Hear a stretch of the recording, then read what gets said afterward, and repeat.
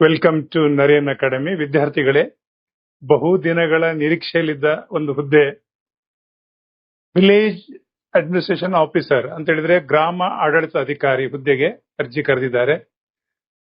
ಅರ್ಜಿಗೆ ಏನು ನೀತಿ ನಿಯಮಗಳಿದೆ, ಯಾವ ರೀತಿ ಅರ್ಜಿ ಹಾಕ್ಲಿಕ್ಕೆ, ಮತ್ತೆ ಯಾವುದೆಲ್ಲ ಅವರ ವಯಸ್ಸಿನ ಮಿತಿ ಏನು, ಆಮೇಲೆ ವಿದ್ಯಾರ್ಥಿಗಳೇನು, ಎಲ್ಲ ವಿವರಗಳನ್ನ ನಾನು ಇಲ್ಲಿ ಹೇಳಲಿಕ್ಕಿದ್ದೇನೆ.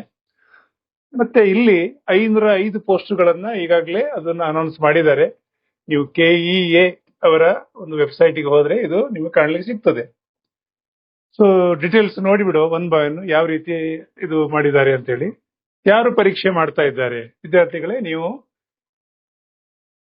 ಗ್ರಾಮ ಆಡಳಿತ ನೇರ ನೇಮಕಾತಿ ಕಂದಾಯ ಇಲಾಖೆಯಲ್ಲಿ ಮಾಡುವಂತ ಈ ಹುದ್ದೆಗಳು ಬಹಳ ಅತ್ಯುತ್ತಮವಾದ ಒಂದು ಉದ್ಯೋಗ. ಇದು ಸರ್ಕಾರಿ ಭದ್ರತೆ, ಸೇವಾ ಭದ್ರತೆ, ಎಲ್ಲ ರೀತಿಯ ಒಂದು ಸೌಲಭ್ಯಗಳು, ಅದ್ಭುತವಾದ ಒಂದು ವ್ಯವಸ್ಥೆ ಇದೆ ಇಲ್ಲಿ.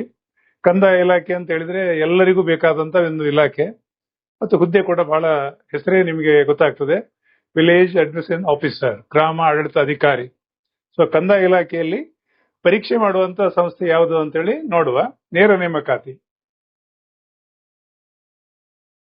ಕರ್ನಾಟಕ ಪರೀಕ್ಷಾ ಪ್ರಾಧಿಕಾರ, KEA, ಕರ್ನಾಟಕ ಎಕ್ಸಾಮಿನೇಷನ್ ಅಥಾರಿಟಿ, ಇವರು ಎಕ್ಸಾಮ್ ಮಾಡ್ತಾ ಇದ್ದಾರೆ. ಸೊ ಈಗಾಗಲೇ ತಮಗೆಲ್ಲ ಗೊತ್ತಿರಬಹುದು, ವೆಬ್ಸೈಟ್ಗೆ ಹೋಗಿ ಅರ್ಜಿ, ಆನ್ಲೈನ್ ಅರ್ಜಿ ಎಲ್ಲ ಹಾಕ್ಲಿಕ್ಕಿದೆ. ಸೊ ನೋಡುವಲ್ಲ ಒನ್ ಬೈ ಒನ್ ಏನೇನು ಅರ್ಹತೆಗಳು ಎಲ್ಲ ನೋಡುವ ಒನ್ ಬೈ ಒನ್. ಎಷ್ಟು ಹುದ್ದೆಗಳನ್ನು ಕರೆದಿದ್ದಾರೆ ಇಲ್ಲಿ ಟೋಟಲ್ ಕೊಟ್ಟಿದ್ದೇನೆ, 505 ಹುದ್ದೆಗಳು. ವಿದ್ಯಾರ್ಥಿಗಳಿಗೆ ನೆನ್ಪಿಡಿ, ಇಲ್ಲಿ ಕೊಟ್ಟಿರೋ ಪಟ್ಟಿ ಇದೆಯಲ್ಲ, ಇದು ಕಲ್ಯಾಣ ಕರ್ನಾಟಕ ಹೊರತುಪಡಿಸಿ. ಯಾಕಂದ್ರೆ ನೀವು ಕಲ್ಯಾಣ ಕರ್ನಾಟಕ ಯಾರು ಏನು ಅಂತ ಇನ್ನೊಂದ್ಸಲ ಮತ್ತೆ ಪಾಠ ಮಾಡ್ತೇನೆ. ಕಲ್ಯಾಣ ಕರ್ನಾಟಕ ಅಂತ ಹೇಳಿದ್ರೆ ಏನು ಗುಲ್ಬರ್ಗ, ಮತ್ತೆ ಆ ಕಡೆದು ಏನು ಯಾದಗಿರಿ ಇದೆಲ್ಲ ಬರ್ತದಲ್ಲ, ಆ ಜಿಲ್ಲೆಗಳು, 4 ಜಿಲ್ಲೆಗಳು ಹೊರತುಪಡಿಸಿ ಇಲ್ಲಿ ಪಟ್ಟಿ ಕೊಟ್ಟಿದ್ದೇನೆ. ಈ ಎಲ್ಲ ಪಟ್ಟಿಗೆ ನಮ್ಮ ಈ ಭಾಗದ ಎಲ್ಲ ಜನ ಅರ್ಜಿ ಹಾಕ್ಬೋದು, ಅವರು ಕೂಡ ಇಲ್ಲಿ ಹಾಕ್ಬೋದು. ಯಾವ್ಯಾವ ಜಿಲ್ಲೆಯಲ್ಲಿ ಎಷ್ಟೆಷ್ಟಿದೆ ಅಂತ ಹೇಳಿ ನಾನು ಕೊಟ್ಟಿದ್ದೇನೆ. ಬೆಂಗಳೂರಿಗೆ 20, ಗ್ರಾಮಾಂತರ 29, ಹೀಗೆ ನೋಡ್ತಾ ಹೋಗುವಾಗ ಈ ಟೋಟಲ್ ಹುದ್ದೆ ಎಷ್ಟು? 505. ಇದು ಕರ್ನಾಟಕ ಸರ್ಕಾರದ ಅಧಿಸೂಚನೆ ಆಲ್ರೆಡಿ ಹೊರಡಿಸಿದ್ದಾರೆ. ಹಾಗಿದ್ರೆ ನಮ್ಮ ಕರಾವಳಿ ಭಾಗದ ವಿದ್ಯಾರ್ಥಿಗಳು ನೋಡಿ, ಉಡುಪಿಗೆ 10 ಹುದ್ದೆಗಳಿದೆ, ದಕ್ಷಿಣ ಕನ್ನಡಕ್ಕೆ 20 ಹುದ್ದೆ ಇದೆ, ಮತ್ತೆ ಕರಾವಳಿ ಭಾಗದ ಇನ್ನೊಂದು ಉತ್ತರ ಕನ್ನಡದಲ್ಲಿ ಹೆಚ್ಚು ಹುದ್ದೆಗಳಿಲ್ಲ, ಹಾಗಾಗಿ ಕಾಲ್ ಫಾರ್ಮ್ ಮಾಡಲಿಲ್ಲ. ಸೊ ಉತ್ತರ ಕನ್ನಡ ಜಿಲ್ಲೆಯವರು ನಿಮಗೆ ಸಮೀಪದಲ್ಲೇ ಬೇಕು, ಯಾಕೆಂದ್ರೆ ಈ ಹುದ್ದೆ ಆಯಾ ಜಿಲ್ಲೆವಾರು ಇರೋದ್ರಿಂದ ನನಗೆ ಹತ್ತಿರದ ಜಿಲ್ಲೆಯಲ್ಲಿ ಕೆಲಸ ಮಾಡುವ ಅವಕಾಶ ಇದೆ ಅಂತ ಹೇಳಿದ್ರೆ ಇಲ್ಲಿ ಉಡುಪಿ ಮತ್ತು ದಕ್ಷಿಣ ಕನ್ನಡ, ನಮ್ಮ ಉತ್ತರ ಕನ್ನಡ ಜಿಲ್ಲೆ ವಿದ್ಯಾರ್ಥಿಗಳು ಆಯ್ಕೆ ಮಾಡಬಹುದು. ಇಲ್ಲ ಸರ್, ಕರ್ನಾಟಕದಲ್ಲಿ ಎಲ್ಲಿದ್ರೂ ನನಗೆ ಅಡ್ಡಿ ಇಲ್ಲ ಅಂತ ಹೇಳಿದ್ರೆ ಇಲ್ಲಿರುವ ಯಾವುದೇ ಜಿಲ್ಲೆಯನ್ನು ನೀವು ಆಯ್ಕೆ ಮಾಡ್ಕೊಳ್ಬಹುದು, ಇದು ನಿಮ್ಮ ಆಯ್ಕೆ. ಆದ್ರೆ ನನ್ನ ಸಜೆಷನ್ ಏನಂತ ಹೇಳಿದ್ರೆ ಇದು ಒಂದು ಅದ್ಭುತವಾದ, ಯಾಕಂದ್ರೆ ಜಿಲ್ಲಾ ಮಟ್ಟದಲ್ಲಿ ಇದು ಸೆಲೆಕ್ಷನ್ ಆಗೋದ್ರಿಂದ ಆ ಜಿಲ್ಲೆಯಲ್ಲಿ ನೀವು ರಿಟೈರ್ಡ್ ಆಗ್ತೀರಿ. ಸೊ ಹಾಗಾಗಿ ಒಳ್ಳೆಯ ಅವಕಾಶ. ನೋಡಿ ಯಾವ ಜಿಲ್ಲೆ ಅಂತೇಳಿ ಪಟ್ಟಿ ಕೊಟ್ಟಿದ್ದೇನೆ, ಸ್ಕ್ರೀನ್ ಶಾಟ್ ತಗೊಳ್ಳಿ. ಸೊ ಟೋಟಲ್ ಎಷ್ಟಿದೆ ಅಂತ ಹೇಳಿದ್ರೆ 572. ಸರ್ ಆಗ 505 ಹೇಳಿದ್ರಿ ಅಂತ ಹೇಳಿದ್ರೆ ನಾನು ಆಗ ಹೇಳಿದ ಹಾಗೆ ನೋಡಿ, ಇದು ನಮ್ಮ ಇತರ ಎಲ್ಲರಿಗಾಯ್ತು.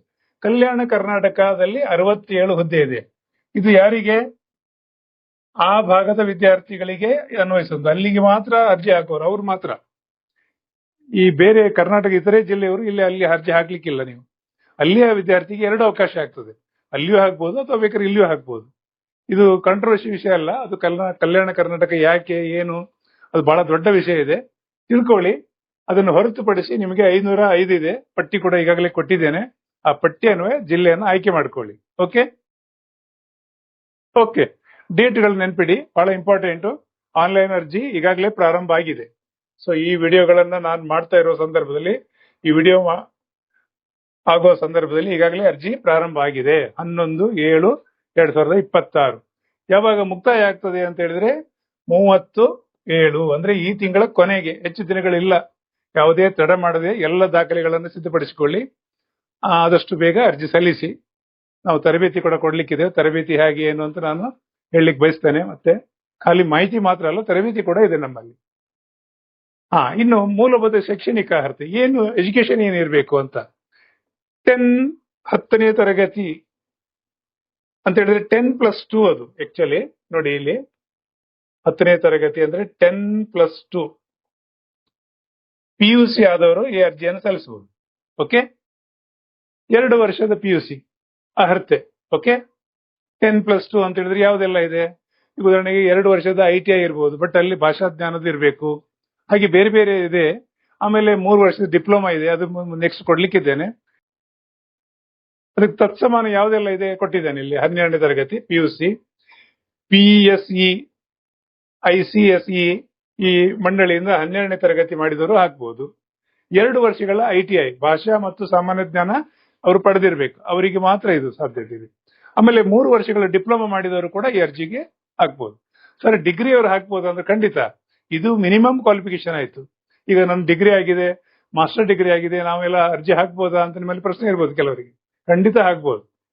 ಯಾವುದೇ ಪದವಿ BA, BCom, BSc, BBA, ಆಮೇಲೆ ಮಾಸ್ಟರ್ ಡಿಗ್ರಿ ಯಾವುದೇ MA ಅಥವಾ MSc ಅವರು ಕೂಡ ಅರ್ಜಿ ಹಾಕ್ಬೋದು. ಇಲ್ಲಿ ಕನಿಷ್ಠ ವಿದ್ಯಾರ್ಥಿ ಎಷ್ಟು 10+2 ಅಂದ್ರೆ 2ನೇ PUC. ಓಕೆ, ಹೆಚ್ಚಾಗಿ ಈ PUC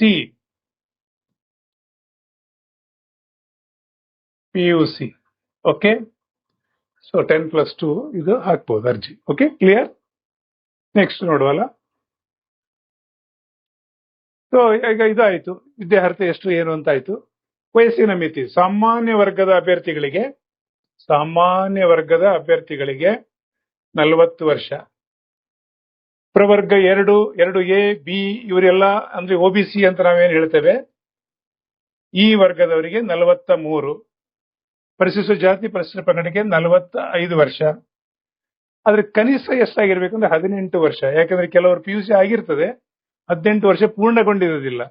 ಸೊ ಈ ಡೇಟ್ ಯಾವಾಗ ಮುಗಿತಾ ಇದೆ? ಉದಾಹರಣೆಗಾಗಿ ಇವತ್ತು ನಿಮ್ಗೆ 18 ವರ್ಷ ಕಂಪ್ಲೀಟ್ ಆಯ್ತು, ನಾಳೆಗೆ ಹೋಗಿ ಅರ್ಜಿ ಹಾಕ್ಬಹುದು ನೀವು. 30 ತಾರೀಕಿನವರೆಗೆ ನಿಮ್ದು 29 ತಾರೀಕಿಗೆ 18 ವರ್ಷ ಕಂಪ್ಲೀಟ್ ಆದ್ರೆ ಅರ್ಜಿ ಸಲ್ಲಿಸಬಹುದು. ಆದ್ರೆ ನೆಕ್ಸ್ಟ್ ಆಗಸ್ಟ್ ಬಂದಾದ್ರೆ ಅವ್ರು ಸಲ್ಲಿಸ್ಲಿಕ್ಕೆ ಆಗೋದಿಲ್ಲ. ಕೆಲವರು ಇರ್ಬೋದು, ಯಾಕಂದ್ರೆ ಆ ರೀತಿ ಓಟದಲ್ಲಿ ಇದ್ದಿದ್ರೆ ಅವರು 18 ವರ್ಷ ಪೂರ್ಣಗೊಂಡವರು. ಮತ್ತೆ ಇದು ಗರಿಷ್ಠ ಮಿತಿ, ಇದೊಂದು ನೆನ್ಪಿಟ್ಕೊಳ್ಳಿ. ವಿಶೇಷ ಚೇತನರಿಗೆ 10 ವರ್ಷ ಹೆಚ್ಚುವರಿ ಆಗಿರ್ತದೆ. ಸೊ ಅದೊಂದು ನೆನ್ಪಿಟ್ಕೊಳ್ಳಿ. ಇನ್ನು ಅರ್ಜಿ ಶುಲ್ಕ ಎಷ್ಟೆಷ್ಟಿದೆ ಅಂತೇಳಿ, ಸಾಮಾನ್ಯ ಅಭ್ಯರ್ಥಿಗೆ 750 ರೂಪಾಯಿ. ಆಮೇಲೆ ಪರಿಶಿಷ್ಟ ಜಾತಿ ಪಂಗಡ ಮಾಜಿ ಸೈನಿಕರಿಗೆಲ್ಲ 500 ರೂಪಾಯಿ ಇದೆ. ವಿಶೇಷ ಚೇತನರಿಗೆ 250 ರೂಪಾಯಿ ಇದೆ. ನೆನ್ಪಿಟ್ಕೊಳ್ಳಿ, ಇದು ಕನ್ಫ್ಯೂಸ್ ಇದೆ. ಅಲ್ಲಿ 2 ಸೇರಿದ್ದಾರೆ, ಪ್ರಕ್ರಿಯೆ ಫೀಸು ಮತ್ತೆ ಸೇರಿಸಿ ಅಂತ ಹೇಳಿ ಕೊಟ್ಟಿದ್ದಾರೆ. ಅದ್ರ ಬಗ್ಗೆ ನೀವು ಡಿಟೇಲ್ಸ್ ನೋಡಿದಾಗ 750 ಕಟ್ಟಲಿಕ್ಕೆ. ಆಮೇಲೆ ಪರಿಶಿಷ್ಟ ಜಾತಿಯವರ 500 ರೂಪಾಯಿ, ವಿಶೇಷ ಚೇತನರಿಗೆ 250 ಕೇವಲ. ಅಂದ್ರೆ ಪ್ರಕ್ರಿಯೆ ಶುಲ್ಕ ಮಾತ್ರ, ಎಕ್ಸಾಮ್ ಫೀಸ್ ತಗೊಳ್ತಾ ಇಲ್ಲ ಅವರು, ಆ ರೀತಿ ಕೊಟ್ಟಿದ್ದಾರೆ. ಸೊ ಇದು ಕೂಡ ನೆನ್ಪಿಟ್ಕೊಳ್ಳಿ. ಮತ್ತೆ ಕಂಪಲ್ಸರಿ ಆನ್ಲೈನ್ ಪೇಮೆಂಟೇ ಮಾಡಬೇಕು. ಓಕೆ, ಅದೊಂದು ನೆನ್ಪಿಟ್ಕೊಳ್ಳಿ. ಇನ್ನು ಸರ್ ಪೇಪರ್ ಏನೇನು ಇರ್ತದೆ ಅಂತ ಹೇಳಿ ಇದು ನೋಡಿ. ಸ್ಪರ್ಧಾತ್ಮಕ ಪರೀಕ್ಷೆ, ನೇರ ನೇಮಕಾತಿ ಅಂತ ಹೇಳಿದ್ರೆ ಸಂದರ್ಶನ ಯಾವುದೂ ಇರುವುದಿಲ್ಲ. ಈ ಸ್ಪರ್ಧಾತ್ಮಕ ಪರೀಕ್ಷೆಯಲ್ಲಿ ನೀವು ಅತಿ ಹೆಚ್ಚು ಅಂಕ ಪಡೆದವರು ಕಟ್ ಆಫ್ ಆಧಾರದಲ್ಲಿ ಆಯ್ಕೆ ಆಗುವಂಥದ್ದು. ಹಾಗಾಗಿ ಪರೀಕ್ಷಾ ವಿಧಾನ ಹೇಗಿದೆ ಅಂತ ಹೇಳಿದ್ರೆ, ನಿಮ್ಗೆ OMR ಶೀಟ್ ಕೊಡ್ತಾರೆ, ಪ್ರಶ್ನೆಗಳನ್ನು ಕೊಟ್ಟಿರ್ತಾರೆ, ಪ್ರಶ್ನೆಯನ್ನು ಓದಿ OMR ಶೀಟ್ ಅಲ್ಲಿ ರೈಟ್ ಮಾಡ್ಲಿಕ್ಕೆ ಇರುವುದು. ಹೇಗೆ OMR ಶೀಟ್ ಅಲ್ಲಿ ಈ ರೀತಿ ನಿಮ್ಗೆ ಸೀಟ್ ಅಲ್ಲಿ 4 ಆಯ್ಕೆ ಇರ್ತದೆ. Okay, A, B, C, D ಅಥವಾ 1, 2, 3, 4 ಅಂತಿದೆ. ಇದರಲ್ಲಿ ಯಾವ್ದಾದ್ರು ಒಂದು ಆಯ್ಕೆ ಮಾಡ್ಲಿಕ್ಕಿದೆ ಅಂತ ಹೇಳಿದ್ರೆ ಯಾವ್ದು ಸರಿ ಅಂತ ಕಾಣ್ತದೆ ಅದನ್ನ ತುಂಬಿಸೋದು ಅಂತ ಹೇಳ್ತಾರಲ್ಲ, ಇದು ತುಂಬಿಸ್ಬೇಕು. ಆಮೇಲೆ ಇದು ಸರಿಯಾದ ಆನ್ಸರ್ ಅಂತ ಗುರುತಿಸಿದ್ರಿ. ಈ ರೀತಿ ಎಷ್ಟು ಅಂತ ಹೇಳಿದ್ರೆ ಪತ್ರಿಕೆ 1 ಸಾಮಾನ್ಯ ಜ್ಞಾನ 100 ಪ್ರಶ್ನೆ 100 ಅಂಕಗಳು. ಓಕೆ, ಅಂದ್ರೆ ಪ್ರತಿ ಪ್ರಶ್ನೆಗೆ 1 ಅಂಕ. ಒಂದು ನೆನ್ಪಿಡಿ. ಯಾವ್ದೆಲ್ಲ ಇದೆ ಅಂತ ಹೇಳಿದ್ರೆ ಸಂವಿಧಾನ ಇದೆ, ಇತಿಹಾಸ ಇದೆ, ಭೂಗೋಳ ಇದೆ, ಪಂಚಾಯತ್ ರಾಜು, ಈ ವಿಷಯಗಳು ಬರ್ತದೆ. ಸಾಮಾನ್ಯ ಜ್ಞಾನ ಅಂತ ಹೇಳಿದ್ರೆ ಅಸಾಮಾನ್ಯ ಇದೆ, ಯಾಕಂದ್ರೆ ಎಲ್ಲ ವಿಷಯ ಒಳಗೊಂಡಿದೆ. ಹಾಗಾಗಿ ಅಧ್ಯಯನ ಮಾಡ್ಬೇಕಾಗ್ತದೆ. ಇದು ಒಂದು ನೆನ್ಪಿಟ್ಕೊಳ್ಳಿ. ಇನ್ನು ಪತ್ರಿಕೆ 2 ಏನು ಅಂತ ಹೇಳಿದ್ರೆ, ಪತ್ರಿಕೆ 2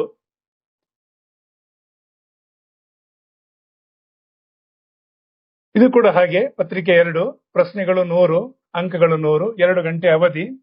ಸಾಮಾನ್ಯ ಕನ್ನಡ, ಸಾಮಾನ್ಯ ಇಂಗ್ಲಿಷು, ಕಂಪ್ಯೂಟರ್ ಜ್ಞಾನ. ನೋಡಿ 3 ವಿಷಯದಲ್ಲಿ ವಿಂಗಡಿಸಿಕೊಂಡಿರ್ತಾರೆ.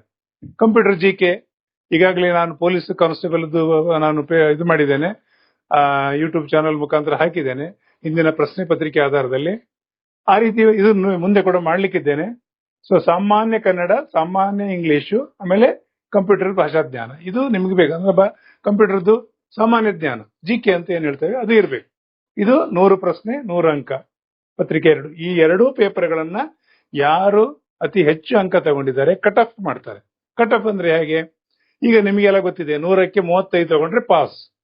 ಸೊ 505 ಹುದ್ದೆಗಳಲ್ಲಿ ಎಲ್ಲರೂ ಅಷ್ಟೇ ತಗೊಂಡಿದ್ದಾರೆ, 5 ಪಾಸ್ ಆದವರೇ ಸಿಲೆಕ್ಟ್ ಆಗ್ತಾರೆ. ಸೊ 34 ತಗೊಂಡವ್ರು ಹೇಗೋ ಫೇಲ್ ಆದ್ರೆ ಅವ್ರು ಸಿಲೆಕ್ಷನ್ ಆಗೋದಿಲ್ಲ, ಯಾಕಂದ್ರೆ ಪಾಸೇ ಆಗ್ಲಿಲ್ಲ.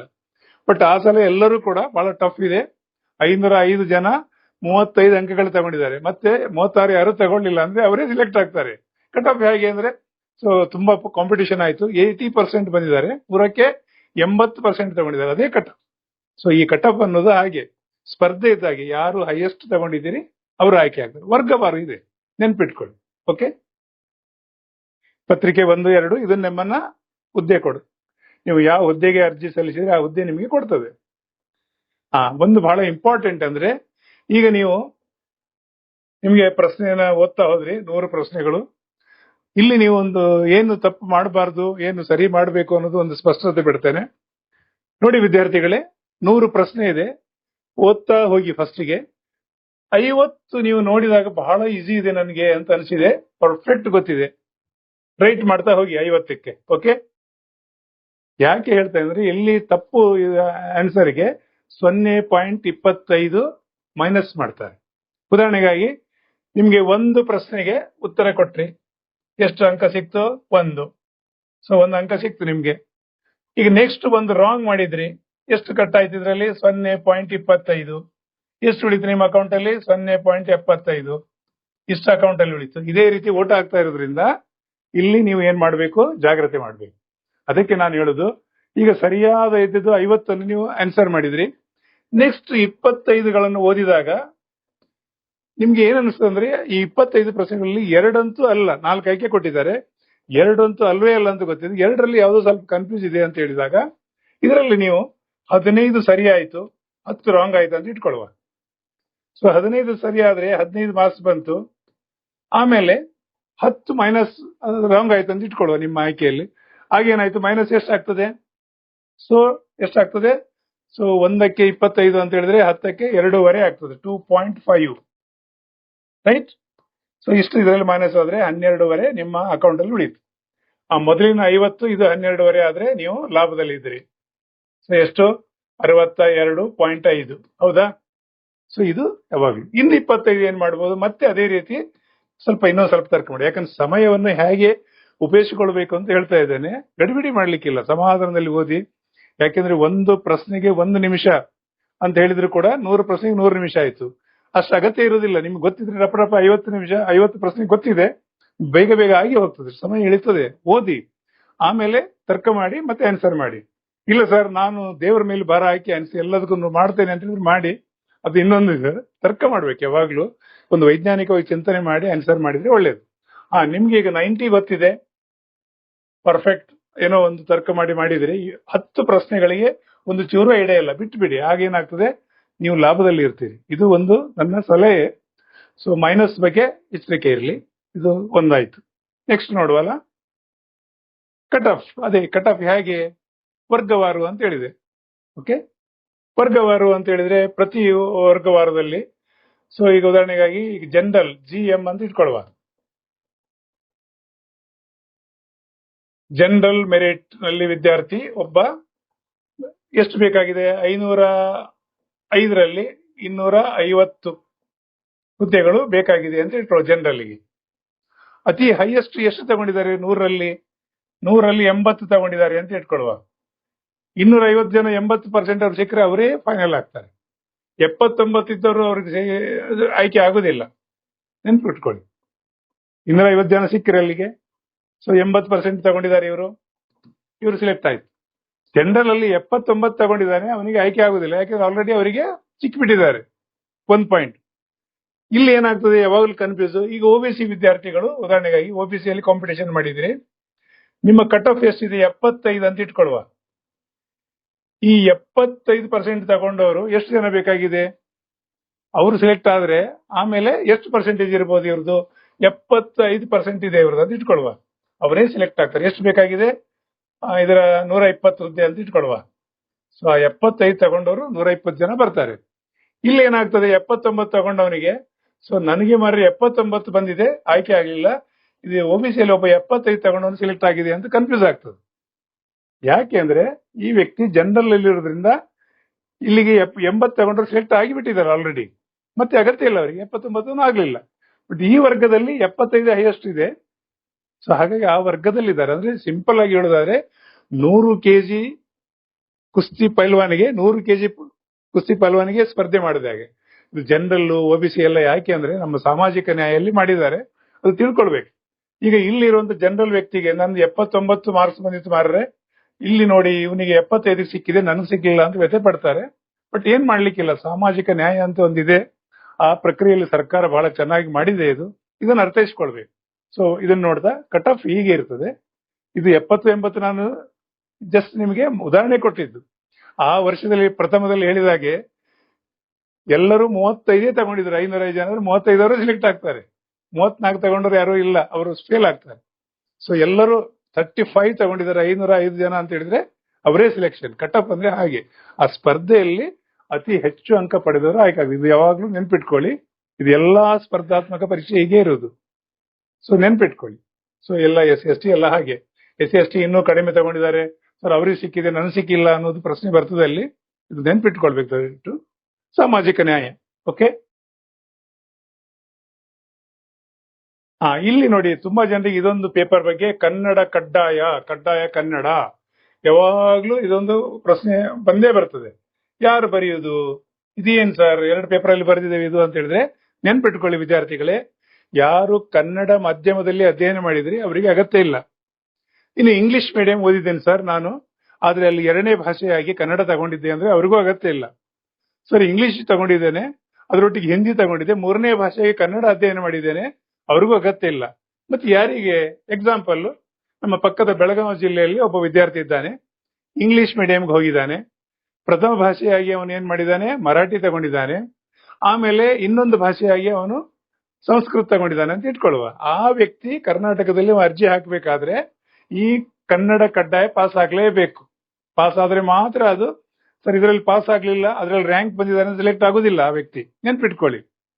ಇಲ್ಲಿ ಪಾಸ್ ಆಗ್ಲಿಲ್ಲ, ಅಲ್ಲಿ ಏನಾಗಿದೆ, ರ್ಯಾಂಕ್ ಬಂದಿದ್ದಾನೆ, 90% ತಗೊಂಡಿದ್ದಾನೆ, ಬಟ್ ಕನ್ನಡ ಕಡ್ಡಾಯ. ಯಾಕೆ ಹಾಗೆ ಮಾಡಿದ್ದಾರೆ ಅಂದ್ರೆ, ಅವರು ಕರ್ನಾಟಕದಲ್ಲಿ ಉದ್ಯೋಗ ಮಾಡೋದ್ರಿಂದ ಕನ್ನಡ ಭಾಷಾ ಜ್ಞಾನ ಬೇಕು, ಓದ್ಲಿಕ್ಕೆ ಬರೀಲಿಕ್ಕೆ, ಪತ್ರಗಳನ್ನ ರೈಟಿಂಗ್ ಮಾಡ್ಲಿಕ್ಕೆ. ಆಮೇಲೆ ಇನ್ನೊಂದು ಏನಂತ ಹೇಳಿದ್ರೆ, ಇಲ್ಲಿ ಜನರೊಟ್ಟಿಗೆ ವ್ಯವಹಾರ ಇರೋದ್ರಿಂದ ಕನ್ನಡ ಕಡ್ಡಾಯ ಅಂತ. ಇದು ಇನ್ನೊಂದು ಏನಂದ್ರೆ, ಒಕ್ಕೂಟ ವ್ಯವಸ್ಥೆಯಲ್ಲಿ ಇದು ಇಡೀ ಭಾರತದಲ್ಲಿ ಹೀಗೆ ಇದೆ. ಉದಾಹರಣೆಗಾಗಿ ನಿಮ್ಗೆ ಇನ್ನೊಂದು ಆಶ್ಚರ್ಯಕರ ವಿಷಯ ಅಂತ ಹೇಳಿದ್ರೆ, ಸರ್ ಈಗ ಕರ್ನಾಟಕದ ವಿದ್ಯಾರ್ಥಿ ಮಹಾರಾಷ್ಟ್ರದಲ್ಲಿ ಅಪ್ಲಿಕೇಶನ್ ಹಾಕ್ಬೋದಾ VAO ಅಂದ್ರೆ? ಎಸ್, ಹಾಕ್ಬೋದು. ನೀವು ಅಲ್ಲಿ ಮರಾಠಿ ಭಾಷೆಯನ್ನ ಕಂಪಲ್ಸರಿ ಕಲ್ತು ಪಾಸ್ ಆಗಿ ಅಲ್ಲಿ ಎಕ್ಸಾಮ್ ಜಾಬ್ ತಗೊಳ್ಬಹುದು. ಸರ್ ಬಿಹಾರದಲ್ಲಿ ಹಾಕ್ಬೋದು ಅಂದ್ರೆ ಹೌದು, ಬಿಹಾರಕ್ಕೂ ಹಾಕ್ಬೋದು ನೀವು ಅರ್ಜಿ. ಯಾಕಂದ್ರೆ ಒಕ್ಕೂಟ ವ್ಯವಸ್ಥೆಯಲ್ಲಿ ಯಾವ ರಾಜ್ಯಕ್ಕೂ ಅರ್ಜಿ ಹಾಕ್ಬೋದು, ಆಯಾ ರಾಜ್ಯದ ಭಾಷೆ ಕಲಿಬೇಕಾಗ್ತದೆ. ಹಿಂದಿ ಬೆಲ್ಟ್ ಅಲ್ಲಿ 7-8 ರಾಜ್ಯಗಳು ಹಿಂದಿ ಇರೋದ್ರಿಂದ ಹಿಂದಿ ಭಾಷೆ ಕಲಿತ್ರೆ ಉತ್ತರ ಪ್ರದೇಶ್, ಬಿಹಾರ ಅಲ್ಲಿ ಕೂಡ ಅರ್ಜಿ ಹಾಕ್ಬೋದು ನೀವು. ತುಂಬಾ ಜನರಿಗೆ ಇದು ಕನ್ಫ್ಯೂಸ್ ಇದೆ, ನೆನ್ಪಿಟ್ಕೊಳ್ಳಿ. ಹಾಗಾಗಿ ಒಕ್ಕೂಟ ವ್ಯವಸ್ಥೆಯಲ್ಲಿ ಆಯಾ ಭಾಷೆ ಕಲಿಲೇಬೇಕು. ತಮಿಳುನಾಡಿಗೆ ಹೋದ್ರೆ ತಮಿಳುನಾಡು ಭಾಷೆ ಕಲಿತು ಆಮೇಲೆ ನೀವು ಇದರಲ್ಲಿ, ಯಾಕಂದ್ರೆ ಪ್ರಶ್ನೆ ಪತ್ರಿಕೆ ಯಾವಾಗ್ಲೂ 2 ಭಾಷೆಯಲ್ಲಿ ಇರ್ತದೆ, ನೆನ್ಪಿಡಿ. ಕರ್ನಾಟಕದಲ್ಲಿ ಕನ್ನಡ ಇಂಗ್ಲಿಷ್, ಆಮೇಲೆ ಮಹಾರಾಷ್ಟ್ರದಲ್ಲಿ ಮರಾಠಿ ಇಂಗ್ಲಿಷ್. ಸೊ ಹಿಂದಿ ಭಾಷೆಗಳಲ್ಲಿ ಹಿಂದಿ ಮತ್ತು ಇಂಗ್ಲಿಷ್ ಹೀಗೆ ಇರ್ತದೆ. ಇದು ಒಕ್ಕೂಟ ವ್ಯವಸ್ಥೆಯಲ್ಲಿ ಇದೇ ರೀತಿ ಇರುವುದು, ಇದನ್ನ ಅರ್ಥ ಮಾಡ್ಕೊಳ್ಳಿ. ಹಾಗಾಗಿ ಸರ್ ಕನ್ನಡ ಕಡ್ಡಾಯ ಅಂತ ಹೇಳ್ತೀರಿ ಒಂದು. ಇನ್ನು ಕನ್ನಡದವರು, ನೀವು ಈಗಾಗಲೇ ಕನ್ನಡ ಮಾಧ್ಯಮ ನಿಮಗೆ ಗೊತ್ತಿದೆ, ಸರ್ಕಾರಕ್ಕೆ ಗೊತ್ತಾಗಬೇಕಲ್ಲ, ಹೇಗೆ? ಅದಕ್ಕೆ ನೀವೇನ್ ಮಾಡ್ಬೇಕು, ಈಗ ಉದಾಹರಣೆಗೆ ನಮ್ಮ ಕರಾವಳಿ ಭಾಗದ ವಿದ್ಯಾರ್ಥಿಗಳು, ನೀವು ಯಾವ ಕನ್ನಡ ಮಾಧ್ಯಮದಲ್ಲಿ ಓದಿದ್ರೆ ಆ ಶಾಲೆ ಮುಚ್ಚಿ ಹೋಗಿ ಸಾಧ್ಯತೆ ಇದೆ ಅಲ್ವಾ? ಸರ್ಟಿಫಿಕೇಟ್ದಲ್ಲಿ ಎಲ್ಲೂ ಕೂಡ ಕನ್ನಡ ಅಂತ ಇಲ್ಲ. ಸೊ ಹಾಗೇನ್ ಮಾಡ್ಬೇಕು, ನೀವು ಏನ್ ಮಾಡ್ಬೇಕು, ಆ ಶಾಲೆಯ ಪ್ರತಿ ತಾಲೂಕಿನಲ್ಲಿ ಯಾರು ಇರ್ತಾರೆ ಅಂತ ಹೇಳಿದ್ರೆ, ಶಾಲೆ ಮುಚ್ಚಗಿದೆ ಅಂತ ಹೇಳಿದ್ರೆ ನಾನು ಹೇಳ್ತಾ ಇರೋದು, ಬ್ಲಾಕ್ ಎಜುಕೇಶನ್ ಆಫೀಸರ್ ಪ್ರತಿ ತಾಲೂಕಲ್ಲಿ ಇರ್ತಾರೆ. ನೀವು ಯಾವ ಶಾಲೆ ಕಲ್ತಿದ್ರಿ ಆ ಸರ್ಟಿಫಿಕೇಟ್ ತಗೊಂಡೋಗಿ, ಸರ್ ನಾನು ಕನ್ನಡ ಮಾಧ್ಯಮದಲ್ಲಿ ಓದಿದ್ದಾನೆ ಅಂತೇಳಿ ಸರ್ಟಿಫಿಕೇಟ್ ಅದಕ್ಕೆ ಆಕ್ಚುಲಿ ಒಂದು ನಮೂನೆ ಇದೆ, ಆ ನಮೂನೆಯಲ್ಲಿ ತುಂಬಿಸಿಕೊಂಡು ಅದು ಸೀಲ್ ಆಗಿ ಸೈನ್ ಹಾಕಿ ತಗೊಂಡು ಹೋಗ್ಬೇಕು ನೀವು. ಇದು ಬಹಳ ಇಂಪಾರ್ಟೆಂಟ್. ನಾನು ಕನ್ನಡ ಮಾಧ್ಯಮದಲ್ಲಿ ಅಧ್ಯಯನ ಮಾಡಿದ್ದೇನೆ ಅಂತ ದಾಖಲೆ ಬಹಳ ಇಂಪಾರ್ಟೆಂಟ್. ನಿಮ್ಮ ಸರ್ಟಿಫಿಕೇಟ್ ಎಲ್ಲ ಇದೆ ಅಂತ ಹೇಳಿದ್ರೆ ಆ ಸಮಸ್ಯೆ ಬರೋದಿಲ್ಲ. ಕೆಲವು ಶಾಲೆಗಳು ಮುಚ್ಚೋಗಿದೆ, ಹಾಗಾಗಿ ಸಮಸ್ಯೆ ಬರ್ಬೋದು. ಕನ್ನಡ ಭಾಷಾ ವಿನಾಯಿತಿ ಸಿಗಬೇಕಾದ್ರೆ ಅದು ಕೂಡ ಬಹಳ ಅಗತ್ಯ ಇದೆ. ಯಾಕಂದ್ರೆ ಸರ್ಕಾರಕ್ಕೆ ನೀವು ಕನ್ನಡ ಮಾಧ್ಯಮದಲ್ಲಿ ಓದಿದ್ರಿ ಅಂತ ಯಾಕೆ ಗೊತ್ತಾಗೋದು ಈಗ ಪರೀಕ್ಷೆ ಮಾಡಿದವರಿಗೆ? ಅದಕ್ಕೆ ಒಂದು ಸರ್ಟಿಫಿಕೇಟು ಮಾಡಬೇಕಾಗ್ತದೆ. ನಾನು ಕನ್ನಡದಲ್ಲಿ ವಿನಾಯಿತಿ ಇದೆ ಅಂತ ಹೇಳಲಿಕ್ಕೆ ನಿಮ್ಮ ಸರ್ಟಿಫಿಕೇಟ್ ಅಲ್ಲಿ ಆಲ್ರೆಡಿ ಇದ್ರೆ ಸಮಸ್ಯೆ ಇಲ್ಲ. ಇದೊಂದು ಕ್ಲಿಯರ್ ಆಯ್ತು. ಕಟ್ಟುನಿಟ್ಟಿನ ನಿಯಮಗಳು ಅಂತ ಇಲ್ಲಿ ಕೊಟ್ಟಿದ್ದಾನೆ. ಸೊ ಇಲ್ಲಿ ನಾನು ಹೇಳಿದಾಗೆ ಜಿಲ್ಲಾವಾರು ಪಟ್ಟಿ ಫಸ್ಟಿಗೆ ಕೊಟ್ಟಿದ್ದೇನೆ. ಯಾವುದಾದ್ರು ಒಂದು ಜಿಲ್ಲೆಗೆ ಮಾತ್ರ ನೀವು ಆಯ್ಕೆ ಮಾಡಲಿಕ್ಕೆ. ಸೊ ಇನ್ನೊಂದ್ಸಲ ನಿಮಗೆ ಹೇಳಿದ್ದಾರೆ, ಈಗಾಗಲೇ ಪಟ್ಟಿ ಕೊಟ್ಟಿದ್ದೇನೆ. ಪ್ರಥಮದಲ್ಲೇ ಯಾವುದಾದ್ರು ಒಂದು ಜಿಲ್ಲೆಗೆ ಮಾತ್ರ ಆಯ್ಕೆ ಮಾಡ್ಲಿಕ್ಕೆ ಇರೋದ್ರಿಂದ ಇದೊಂದು ಪಾಯಿಂಟ್ ನೆನ್ಪಿಟ್ಕೊಳ್ಳಿ. ಅರ್ಜಿ ಸಲ್ಲಿಸಲು ಅವಕಾಶ ಒಂದಕ್ಕಿಂತ ಇಲ್ಲಿ ಕೊಟ್ಟಿದ್ದೇನೆ. ಒಂದಕ್ಕಿಂತ ಹೆಚ್ಚು ಜಿಲ್ಲೆಗಳು ಅರ್ಜಿ ಸಲ್ಲಿಸಿದರೆ ತಿರಸ್ಕರಿಸಲಾಗುವುದು. ನೀವು 2-3 ಜಿಲ್ಲೆ ಆಯ್ಕೆ ಮಾಡುವ ಪ್ರಶ್ನೆ ಇಲ್ಲ. ಒಂದೇ ಜಿಲ್ಲೆ, ಯಾವ್ದಾದ್ರು ಒಂದು ಜಿಲ್ಲೆ ಆಯ್ಕೆ ಮಾಡ್ಕೊಳ್ಳಿ. ಆನ್ಲೈನ್ ಮೂಲಕ ಮಾತ್ರ ಅರ್ಜಿ ಸಲ್ಲಿಕೆ. ಆಧಾರ್ ಕಾರ್ಡ್ ಕಡ್ಡಾಯ. ನೋಡಿ, ಆಧಾರ್ ಕಾರ್ಡ್ ಬಹಳ ಇಂಪಾರ್ಟೆಂಟ್, ಇದೊಂದು ನೆನ್ಪಿಟ್ಕೊಳ್ಳಿ. ಮತ್ತೆ ನಿಮ್ಮ PUC ಸರ್ಟಿಫಿಕೇಟ್ 10+2. ಓಕೆ. ಮತ್ತೆ ಇದು ಕನ್ನಡ ಕಡ್ಡಾಯದು ಒಂದು ಸರ್ಟಿಫಿಕೇಟ್ ಮಾಡಿಸಿ ಕೆಲವರು. ಸೊ ನೇರ ನೇಮಕತೆ, ಯಾವುದೇ ಸಂದರ್ಶನ ಇರುವುದಿಲ್ಲ. ಇಲ್ಲಿ ಒಂದ್ಸಲ ಮತ್ತೆ ಸ್ಪಷ್ಟ ಮಾಡ್ತೇನೆ, ಸಂದರ್ಶನ ಇಲ್ಲ. ಸೊ ನೀವು ಪಡೆದ ಅಂಕವೇ ನಿಮಗೆ ಆಧಾರ. ಸೊ ಅತಿ ಹೆಚ್ಚು ಅಂಕಗಳನ್ನು ತಗೊಳ್ಳೋಕೆ ಟ್ರೈ ಮಾಡಿ. ಸೊ ಕಡ್ಡಾಯ ಕನ್ನಡ ಪರೀಕ್ಷೆ ಈಗಾಗಲೇ ನಿಮ್ಗೆ ಹೇಳ್ಬಿಟ್ಟಿದ್ದೇನೆ. ಇದು ಎಲ್ಲರಿಗೂ ಅಲ್ಲ, ಯಾರು ಕನ್ನಡದಲ್ಲಿ ಒಂದು ಚೂರು ಕೂಡ ಅಧ್ಯಯನ ಮಾಡಲಿಲ್ಲ ಅವರಿಗೆ ಮಾತ್ರ ಅನ್ವಯಿಸ್ತದೆ. ಅದು ಒಂದು ನೆನ್ಪಿಟ್ಕೊಳ್ಳಿ. ಒಂದಾಯ್ತು. ಈಗಾಗಲೇ ನೀವು ಒಂದು ಅರ್ಜಿ ಸಲ್ಲಿಸಿದ್ರಿ ಹಿಂದೆ ಯಾವುದೋ ಒಂದು ಪರೀಕ್ಷೆಗೆ, ಅಲ್ಲಿ ಕಡ್ಡಾಯ ಕನ್ನಡದಲ್ಲಿ ಪಾಸ್ ಆಗಿದ್ದೀರಿ, ಅವರಿಗೂ ಕೂಡ ಅಗತ್ಯ ಇಲ್ಲ. ಆಲ್ರೆಡಿ ನಾನು ಆಗ ಹೇಳಿದೆ, ಬೆಳಗಾವದ ಎಕ್ಸಾಂಪಲ್ ಹೇಳಿದಾಗ, ಆ ವಿದ್ಯಾರ್ಥಿ ಹಿಂದೆ ಯಾವುದೋ ಒಂದು ಕರ್ನಾಟಕದಲ್ಲಿ ಅರ್ಜಿ ಸಲ್ಲಿಸಿದ್ದ ಒಂದು ಹುದ್ದೆಗೆ, ಅಲ್ಲಿ ಕನ್ನಡ ಕಡ್ಡಾಯ ಪಾಸ್ ಆಗಿದ್ದಾನೆ, ಅವರಿಗೆ ರಿಯಾಯಿತಿ ಇದೆ. ಯಾಕಂದ್ರೆ ಇದು ಹಾಕುವಾಗ ಆ ಸರ್ಟಿಫಿಕೇಟ್ ಆಯ್ತು, ಈಗಾಗಲೇ ನಾನು ಕನ್ನಡ ಕಡ್ಡಾಯ ಪಾಸ್ ಆಗಿದ್ದೇನೆ. ಆಗ್ಲಿಲ್ಲ ಅಂತ ಹೇಳಿದ್ರೆ ಇದು ಪಾಸ್ ಆಗ್ಲೇಬೇಕು. ಯಾರಿಗೆ ಕನ್ನಡ ಕಡ್ಡಾಯ ಯಾರಿಗೆ ಅಗತ್ಯ ಇದೆ ಅವರಿಗೆ. ಈಗ ನೀವು ಇತರೆ ನಮ್ಮ ಜಿಲ್ಲೆ ವಿದ್ಯಾರ್ಥಿಗಳಿಗೆ ಹೇಳುವುದು ಏನಂತ ಹೇಳಿದ್ರೆ, ನಮ್ಮ ನಾಡಿನ ಇತರೆ ಜಿಲ್ಲೆ ವಿದ್ಯಾರ್ಥಿಗಳಿಗೆ ಸ್ಪರ್ಧಾತ್ಮಕ ಲಿಖಿತ ಪರೀಕ್ಷೆಯಲ್ಲಿ ನೀವು ಅತಿ ಹೆಚ್ಚು ಅಂಕ ತಗೊಂಡವರೇ ನೀವು ಸೆಲೆಕ್ಟ್. ಮುಂದೆ ಏನಾಗುತ್ತೆ, ಡಾಕ್ಯುಮೆಂಟ್ ವೆರಿಫಿಕೇಶನ್. ಯಾಕೆ ಡಾಕ್ಯುಮೆಂಟ್ ಅಂತ ಹೇಳಿದ್ರೆ, ಈಗ ಉದಾಹರಣೆಗೆ ನೀವು OBC ಸರ್ಟಿಫಿಕೇಟ್ ಅಂತ ಹೇಳಿದಿರಿ, ಸರ್ಟಿಫಿಕೇಟ್ ಇಲ್ಲ ನಿಮ್ಮ ಹತ್ರ, ಅಥವಾ ಓಲ್ಡ್ ಇದೆ, ಅಲ್ಲಿ ತಗೊಂಡು ಹೋದ್ರಿ, ಖಂಡಿತ ಸೆಲೆಕ್ಷನ್ ಆಗೋದಿಲ್ಲ. ಯಾಕಂದ್ರೆ ಯಾವ ವರ್ಗದವರು ಇದ್ದೀರಿ ಆ ಸರ್ಟಿಫಿಕೇಟ್ ಲೇಟೆಸ್ಟ್ ಆಗಿರ್ಬೇಕು, ಅದರ ಅವಧಿ ಇರ್ತದೆ. ಈಗ ಸ್ಪೆಷಲಿ ಕೆಲವು SC/ST ಸಮಸ್ಯೆ ಬರೋದಿಲ್ಲ, ಅದು ಸಂವಿಧಾನಿಕವಾಗಿ ಕೊಟ್ಟಿದ್ರಿಂದ ಒಂದ್ಸಲ ಸರ್ಟಿಫಿಕೇಟ್ ಮಾಡಿದ್ರೆ ಅದು ಓಕೆ ಆಯ್ತು. ಬಟ್ OBCಯಲ್ಲಿ ಅದು ಅವಧಿ ಇದೆ, ಆ ಅವಧಿಯ ಒಳಗಿನ ಇದು ಸರ್ಟಿಫಿಕೇಟ್ ಇದ್ರೆ ಸಮಸ್ಯೆ ಇಲ್ಲ. ಯಾಕಂದ್ರೆ ಅದು ನೋಡ್ಕೊಳ್ಳಿ. ಮೂಲ ದಾಖಲೆಗಳು ಯಾವುದು, SLC ಅಂತೂ ಕಂಪಲ್ಸರಿ ಬೇಕಾಗ್ತದೆ. ನಿಮ್ಮ ಡೇಟ್ ಆಫ್ ಬರ್ತ್ಗೆಲ್ಲ SLC ಪರಿಗಣಿಸೋದ್ರಿಂದ, ಡೇಟ್ ಆಫ್ ಬರ್ತ್ ಎಲ್ಲೂ ನಿಮ್ಗೆ ದಾಖಲೆ ಇಲ್ಲ ಅಂತ ಹೇಳಿದ್ರೆ ಸರ್ಟಿಫಿಕೇಟ್ ಮಾಡಿಸ್ಬೇಕಾಗ್ತದೆ. ಅದೊಂದು ನೆನ್ಪಿಟ್ಲಿ. ಸೊ ದಾಖಲೆಗಳು ಬಹಳ ಇಂಪಾರ್ಟೆಂಟ್. ಸೊ ಮೂಲ ದಾಖಲೆಗಳು ಒಂದು SLC ಅಂಕಪಟ್ಟಿ, PUC ಪಾಸ್ ಆಗಿದ್ದ ಬಗ್ಗೆ, ಅಥವಾ 10+2 ಯಾವುದಿದೆ ಅದು. ಆಮೇಲೆ ನಿಮ್ಮ ಕನ್ನಡ ಕಡ್ಡಾಯ, ಅದು ಆಲ್ರೆಡಿ ನೀವು ವಿನಾಯಿತಿ ಇದೆ ಅಂತ ಹೇಳಲಿಕ್ಕೆ ಆ ಶಾಲೆಯ ದೃಢೀಕರಣ ಪತ್ರ, ನೀವು ಕನ್ನಡದಲ್ಲಿ ಅಧ್ಯಯನ ಮಾಡಿದ್ದೀರಿ ಅಂತ ಆಲ್ರೆಡಿ ಇದರಲ್ಲಿ ನಿಮ್ಮ ಮಾರ್ಕ್ಸ್ ಕಾರ್ಡಲ್ಲಿ ಅಥವಾ ಲಿವಿಂಗ್ ಸರ್ಟಿಫಿಕೇಟ್ ಇದ್ರೆ ಸಮಸ್ಯೆ ಇಲ್ಲ. ಸೊ ಇದು ದಾಖಲೆಗಳ ಪರಿಶೀಲನೆಯಲ್ಲಿ ಕೆಲವರು ಹೋಗುವ ಸಾಧ್ಯತೆ ಇದೆ. ಅದಕ್ಕಾಗಿ ದಾಖಲೆಯ ಪರೀಕ್ಷೆಯ ನಂತರ ಸೆಲೆಕ್ಷನ್. ಸೊ ನೇರವಾಗಿ ನಿಮಗೆ ಹುದ್ದೆ ಪ್ರಾರಂಭ ಆಗ್ತದೆ. ಟ್ರೈನಿಂಗ್ ಎಲ್ಲ ಕೊಡ್ತಾರೆ ಮುಂದೆ. ಸೊ ಈ ಡೇಟ್ಗಳೆಲ್ಲ ನೆನ್ಪಿಡಿ. ಅರ್ಜಿ ಈಗಾಗಲೇ ಪ್ರಾರಂಭ ಆಗಿದೆ.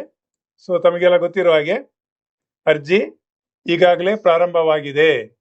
ಸೊ ನೆನ್ಪಿಟ್ಕೊಳ್ಳಿ, ಜುಲೈ 11 ಲಾಸ್ಟ್, ಇದೇ ತಿಂಗಳು ಕೊನೆಗೆ 30ಕ್ಕೆ ಎಂಡ್ ಆಗ್ತದೆ. ಇನ್ನು ಪೇಪರ್ ಏನು ಮಾಡಿದ್ದಾರೆ ಅಂತ ಹೇಳಿದ್ರೆ, ಅಕ್ಟೋಬರ್ 4 ಲಿಖಿತ ಪರೀಕ್ಷೆ. ಇದು ಯಾರಿಗೆ? ನಾನು ಹೇಳಿದ ಪ್ರಥಮದಲ್ಲಿ ಏನು ಜಿಲ್ಲೆಗಳು ಕೊಟ್ಟಿದ್ದೇನಲ್ಲ, ನಮ್ಮ ಇಡೀ ಕಲ್ಯಾಣ ಕರ್ನಾಟಕ, KK ಅಂದ್ರೆ ಕಲ್ಯಾಣ ಕರ್ನಾಟಕಕ್ಕೆ ಇದು 25. ಸರ್, ಇದು ಏನು ಕಲ್ಯಾಣ ಕರ್ನಾಟಕ ಯಾವಾಗ್ಲೂ ಬರ್ತದೆ, ಇದ್ರ ಬಗ್ಗೆ ಇನ್ನೊಂದ್ಸಲ ಪಾಠ ಮಾಡ್ತೇನೆ. ಯಾಕೆ ನಮ್ಮ ಸಂವಿಧಾನದಲ್ಲಿ ಅದೊಂದು ಸ್ಪೆಷಲ್ ಆಗಿ ಅವಕಾಶ ಕೊಟ್ಟಿದ್ದಾರೆ, ಅದ್ರ ಹಿಂದೆ ತುಂಬಾ ಸಾಮಾಜಿಕ ನ್ಯಾಯ ಇದೆ, ಅದು ಇನ್ನೊಂದ್ಸಲ ಹೇಳ್ತೇನೆ. ನೆನ್ಪಿಡಿ, ಅಕ್ಟೋಬರ್ 4 ನಮ್ಮ ಇತರೆಯರು. ಆಮೇಲೆ ಕಲ್ಯಾಣ ಕರ್ನಾಟಕ ವಿದ್ಯಾರ್ಥಿಗಳು ಯಾರು ನೋಡ್ತಾ ಇದ್ರೆ ನಿಮ್ಮ ಡೇಟ್ ನೆನ್ಪಿಟ್ಕೊಳ್ಳಿ ಖಂಡಿತ, ಅಲ್ಲಿಗೆ ಅರ್ಜಿ ಸಲ್ಲಿಸಿದವರು. ಯಾಕಂದ್ರೆ ಒಂದು ಜಿಲ್ಲೆಗೆ ಮಾತ್ರ ಅರ್ಜಿ ಸಲ್ಲಿಕೆ ಅವಕಾಶ ಇರೋದ್ರಿಂದ ಇದು ಬಹಳ ಇಂಪಾರ್ಟೆಂಟ್ ಇದೆ. ಓಕೆ. ಸೊ ಈಗ ನಮ್ಮ ಬಗ್ಗೆ ಸ್ವಲ್ಪ ಹೇಳುದಾದ್ರೆ ವಿದ್ಯಾರ್ಥಿಗಳೇ, ಸರ್ ಇಷ್ಟೆಲ್ಲ ಮಾಹಿತಿ ಕೊಟ್ಟಿದ್ರಿ, ಸರಿ ಮಾಹಿತಿ ಆಯ್ತು, ತರಬೇತಿ ಏನಾದ್ರು ಕೊಡ್ತೀರಾ ಅಂದ್ರೆ, ನೋಡಿ ನೆನ್ಪಿಡಿ, ನಮ್ದೊಂದು ಸಂಸ್ಥೆ ನರೇನ್ ಅಕಾಡೆಮಿ. ಈ ಸಂಸ್ಥೆ ಒಂದು social enterprises, no loss no profit ಆಧಾರದಲ್ಲಿ ನಮ್ಮ ಬ್ರಹ್ಮಾವರದ ಎಲ್ಲ ನಾಗರಿಕರು ಸಂಘಟನೆ ಮಾಡಿದ ಸಂಸ್ಥೆ. ಸೊ ಆ ಪ್ರಯುಕ್ತ ನಾವು ಅತ್ಯಂತ ಕಡಿಮೆ ವೆಚ್ಚದಲ್ಲಿ ಒಂದು ಕೋರ್ಸ್ ಇದೆ. ಕೋರ್ಸ್ ಹೆಸರು foundation course. Foundation course. Sir ಇದು ಏನು ಅಂತ ಹೇಳಿದ್ರೆ, ಫೌಂಡೇಶನ್ ಕೋರ್ಸ್ ವಿದ್ಯಾರ್ಥಿಗಳಿಗೆ ಹೇಗಿದೆ ಅಂತ ಹೇಳಿದ್ರೆ, ಒಂದು ಕಟ್ಟಡಕ್ಕೆ ಹೇಗೆ ಫೌಂಡೇಶನ್ ಅಗತ್ಯ ಇದೆಯೋ ಹಾಗೆ ನೀವು ಯಾವುದೇ ಸ್ಪರ್ಧಾತ್ಮಕ ಪರೀಕ್ಷೆಗೆ ನೋಡಿದ್ರಿ, ಈಗ ಸಾಮಾನ್ಯ ಜ್ಞಾನ ಅಂತ ಹೇಳಿದ್ರೆ ಇತಿಹಾಸ, ಸಂವಿಧಾನ, ಜಿಯೋಗ್ರಫಿ, ಕರೆಂಟ್ ಅಫೇರ್ಸು, ಆಮೇಲೆ ಭಾಷಾ ಜ್ಞಾನ, ಇದೆಲ್ಲ ಒಳಗೊಂಡಂತೆ ವಿವಿಧ ಸಂಪನ್ಮೂಲ ವ್ಯಕ್ತಿಗಳು, ಸುಮಾರು 9 ಸಂಪನ್ಮೂಲ ವ್ಯಕ್ತಿಗಳಿಂದ ರೆಕಾರ್ಡೆಡ್ ಮಾಡಿದ ವಿಡಿಯೋ ನಮ್ಮಲ್ಲಿ ಲಭ್ಯ ಇದೆ. ಸೊ ನೀವು 1 ವರ್ಷದ ಅವಧಿ, ಅದಕ್ಕೆ ನೀವು ಕೋರ್ಸ್ ಖರೀದಿ ಮಾಡಿದ ಮೇಲೆ 1 ವರ್ಷದವರೆಗೆ ಆ ವಿಡಿಯೋ ಫೌಂಡೇಶನ್ ಕೋರ್ಸ್ ನಿರಂತರವಾಗಿ ಅಧ್ಯಯನ ಮಾಡ್ಲಿಕ್ಕೆ ಆಗ್ತದೆ. ಅದರ ಬೇಸಲ್ಲಿ ನೀವು ಏನ್ ಮಾಡ್ಬೋದು ಅಂದ್ರೆ, ಯಾವುದೇ ಸ್ಪರ್ಧಾತ್ಮಕ ಪರೀಕ್ಷೆಗೆ ಎಲ್ಲವೂ ಅದೇ ಇರೋದು. SDA, FDA, VAO, PDO, IAS, KS ಎಲ್ಲದಕ್ಕೂ ಫೌಂಡೇಶನ್ ಇಲ್ಲದೆ ಮನೆ ಕಟ್ಟಲಿಕ್ಕೆ ಆಗೋದಿಲ್ಲ ವಿದ್ಯಾರ್ಥಿಗಳೇ. ಆ ರೀತಿ ಒಂದು ಡಿಸೈನ್ ಮಾಡಿದ್ದೇವೆ. ಕೇವಲ 2,000 ರೂಪಾಯಿ. ಸೊ 2,000 ರೂಪಾಯಿ ಮಾತ್ರ ಕಟ್ಟಲಿಕ್ಕಿದೆ, 1 ವರ್ಷದ ಅವಧಿ. ಅಷ್ಟು ಮಾತ್ರ ಅಲ್ಲ, ನೀವು ಮುಂದೆ ಯಾವ ಸ್ಪರ್ಧಾತ್ಮಕ ಪರೀಕ್ಷೆಗೆ ಸೇರ್ಕೊಂಡಿದ್ದೀರಿ, ಹಿಂದಿನ ಪ್ರಶ್ನೆ ಪತ್ರಿಕೆ ಆಧಾರದಲ್ಲಿ ಆ ವಿಡಿಯೋವನ್ನು ಮಾಡಿ ಅಪ್ಲೋಡ್ ಮಾಡ್ತೇವೆ. ಸರ್ ಇದೆಲ್ಲ ನಮಗೆ ಖರೀದಿ ಎಲ್ಲ ರಗಳೆ ಆಗ್ತದೆ, ಬೇಡ ಅಂತ ಹೇಳಿದ್ರೆ ನಮ್ಮ ಯೂಟ್ಯೂಬ್ನಲ್ಲಿ ಆಲ್ರೆಡಿ 100 ವಿಡಿಯೋಗಳಿದೆ. ಅದನ್ನು ಕೂಡ ನಿಮಗೆ ತುಂಬಾ ಸಹಕಾರಿ ಆಗ್ತದೆ. ಅಂದ್ರೆ ಅದರಲ್ಲಿ ತುಂಬಾ ಜನರಿಗೆ ಈ ಫೌಂಡೇಶನ್ ಯಾವ್ದೆಲ್ಲ ಇದೆ ಅಂತ ಹೇಳಿದ್ರೆ, ಭಾಷಾವಾರು ರಾಜ್ಯ ಹೇಗಾಯ್ತು, MSP ಅಂದ್ರೆ ಏನು, ರಿಸರ್ವ್ ಬ್ಯಾಂಕ್ ಆಫ್ ಇಂಡಿಯಾ ಹೇಗೆ ಕೆಲಸ ಮಾಡ್ತದೆ, ಇಂಥದ್ದೆಲ್ಲ ಸಾಮಾನ್ಯ ಜ್ಞಾನದ್ದು ಇನ್ ಡೀಟೇಲ್ಸ್ ವಿಡಿಯೋ ಇದೆ. ಅದೇ ನಿಮ್ಮನ್ನ ಪಾಸ್ ಮಾಡಿಸೋದು. ಅದರ ಮೇಲೆ ಪ್ರಶ್ನೆ ಪತ್ರಿಕೆ ಆಧಾರದಲ್ಲಿ ಹಿಂದಿನ ಪ್ರಶ್ನೆ ಪತ್ರಿಕೆ ಉತ್ತರ ಪ್ರಾಕ್ಟೀಸ್ ಮಾಡಿದರೆ ಪಾಸ್ ಆಗ್ತೀರಿ. ಇದು ಮೆಥಡ್ ಕಲಿಯುವಂಥದ್ದು. ಇಲ್ಲ ಸರ್ ನಾವು ಅಲ್ಲಿ ವಿಡಿಯೋ ನೋಡ್ತೇವೆ, ನಿಮ್ದೊಂದು ಸ್ವಲ್ಪ ವಿಡಿಯೋ ನೋಡಿ ಪಾಸ್ ಮಾಡ್ಕೊಳ್ತೇವೆ ಅಂದ್ರೆ ಧೈರ್ಯ ಇದ್ರೆ ಹಾಗೆ ಮಾಡಿ. ಒತ್ತಾಯ ಯಾಕೆ ನಾನು ಮಾಡೋದಿಲ್ಲ ಎಲ್ಲರಿಗೂ ಅಂತ ಹೇಳಿದ್ರೆ, ನಿಮ್ಮಲ್ಲಿ ಆ ಕಲಿಬೇಕು ಅನ್ನೋ ಇಚ್ಛೆ ಇದ್ರೆ ಈ ಕೋರ್ಸ್ ತಗೊಳ್ಳಿ. ಸರ್ ಹೀಗೆ ನೇರವಾಗಿ ಹೇಳ್ತೀರಾ ಅಂದ್ರೆ ಎಸ್, ಯಾಕೆಂದ್ರೆ ನಿಮ್ಮ ಆಯ್ಕೆ ಇದು. ಓಕೆ, ಇಷ್ಟೊಂದು ಹೇಳ್ತಾ ವಿದ್ಯಾರ್ಥಿಗಳೇ, ಸೊ ಮುಂದೆ ನಾನು ಏನ್ ಮಾಡ್ಲಿಕ್ಕಿದ್ದೇನೆ ಅಂತ ಹೇಳಿದ್ರೆ, ಥ್ಯಾಂಕ್ ಯು ವೆರಿ ಮಚ್ ಹೇಳು ಮೊದಲು. ಕಳೆದ ಸಲ VAO ಏನು ಎಕ್ಸಾಮ್ ಆಗಿತ್ತು, ಅದರ ಪತ್ರಿಕೆ, ಆ ಪ್ರಶ್ನೆ ಪತ್ರಿಕೆ ಆಲ್ರೆಡಿ ನನ್ನ ಹತ್ರ ಇದೆ. ಆ ಪ್ರಶ್ನೆ ಏನು ಬಂದಿತ್ತು, ಅದಕ್ಕೆ ಉತ್ತರ ಏನು, ಅಷ್ಟು ಮಾತ್ರ ಅಲ್ಲ, ಅದರ ಇನ್ನೇನು ಬರ್ಬೋದು ಅಂತ ತರ್ಕ ಮಾಡಿ ಕೆಲವು ಕೊಟ್ಟಿರ್ತೇನೆ. ನೀವು ಕೂಡ ಹಾಗೆ ಮಾಡಿ ಪಾಸ್ ಆಗ್ಬೋದು. ಆ 100 ಪ್ರಶ್ನೆಗೆ ಸಂಬಂಧಪಟ್ಟ ವಿಡಿಯೋ ಸುಮಾರು 4 ರಿಂದ 5 ವಿಡಿಯೋ ಸರಣಿ ಮಾಡಿ ನಮಗೆ ಅಪ್ಲೋಡ್ ಮಾಡ್ತೇನೆ. ಸರ್ ನಾವು ಅದನ್ನೇ ನೋಡಿ ಕಲಿತೇವೆ ಅಂತ ಹೇಳಿದ್ರೆ ಅದು ಕಲಿಬಹುದು. ಇಲ್ಲ ನಮ್ಮ ಫೌಂಡೇಶನ್ ಕೋರ್ಸ್ ತಗೊಂಡು ಅಲ್ಲಿ ನಾವು ಇನ್ನಷ್ಟು ಅಧ್ಯಯನ ಮಾಡ್ತೇವೆ ಅಂದ್ರೆ ಅದು ಕೂಡ ಆಗ್ಬೋದು. ಇಷ್ಟೊಂದು ಹೇಳ್ತಾ ಮುಂದಿನ ಸಲ ಇನ್ನೊಂದು ವಿಷಯ ತಗೊಂಡು ಬರ್ತೇನೆ. Thank you very much.